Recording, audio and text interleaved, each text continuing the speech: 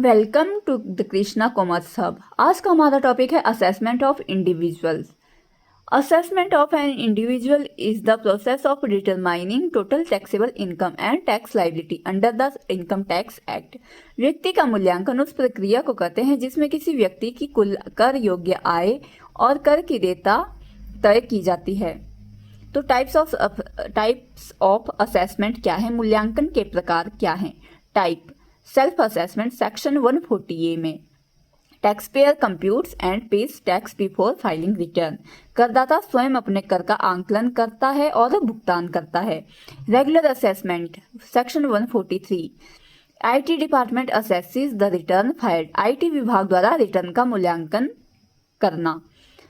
Third है best judgement assessment section 144 when taxpayer fails to file return, जब करदाता जो है रिटर्न दाखिल नहीं करता।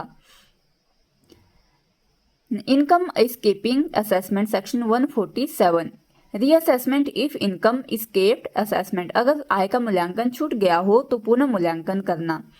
Residential status and tax liability आवासीय स्थिति और कर। Resident taxed on global income India and abroad. Second है non resident NRI taxed only on income earned और रिसीव्ड इन इंडिया। इंडिया में रिसीव की गई इनकम ही टैक्सेबल होगी एनआरआई के लिए। और resident but not ordinary resident तो taxed on Indian income plus limited foreign income. और इनकम हेड्स एंड अग्रेशन आय के स्रोत। फर्स्ट है सैलरी इनकम, सेकंड है हाउस प्रॉपर्टी इनकम, थर्ड है बिजनेस और प्रोफेशन इनकम, फोर्थ है कैपिटल गेन्स, फिफ्थ है income from other sources. Gross total income है। ग्रॉस टोटल इनकम क्या होगी? सम ऑफ ऑल हेड्स। ये जो हमारे पास 5 हेड दिए गए हैं तो इन सब का सम करके हमारे पास असेसी की total income gross total income आएगी जिसके ऊपर टैक्स लगाया जाएगा। फिर डिडक्शन एंड टोटल इनकम कटौती और कुल आय। Deduction under chapter 6A section 80C to 80U जो हमने पिछली क्लास में पढ़े थे डिडक्शंस, उनको हम टोटल ग्रॉस टोटल इनकम से लेस करेंगे।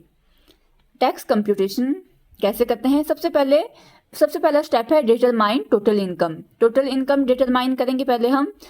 एड ऑल हेड्स, और वो कैसे करेंगे? एड ऑल हेड्स को जीटीआई निकालेंगे हम। टोटल हेड्स को जोड़कर हमारे पास आएगी ग्रॉस टोटल इनकम। फिर उससे लेस करेंगे हम डिडक्शन तो वो होगी हमारी टोटल इनकम। फिर उसके बाद अप्लाई टैक्स रेट्स। फिर जो इनकम आई उसके ऊपर हम टैक्स रेट्स को अप्लाई करेंगे।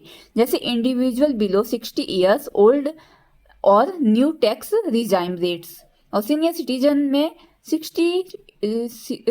सिटीजन में कौन सी एज ग्रुप के पीपल आएंगे? 60 और 80 ईयर्स के लोग आएंगे तो हायर एग्जाम्पशन लिमिट होगी इनकी।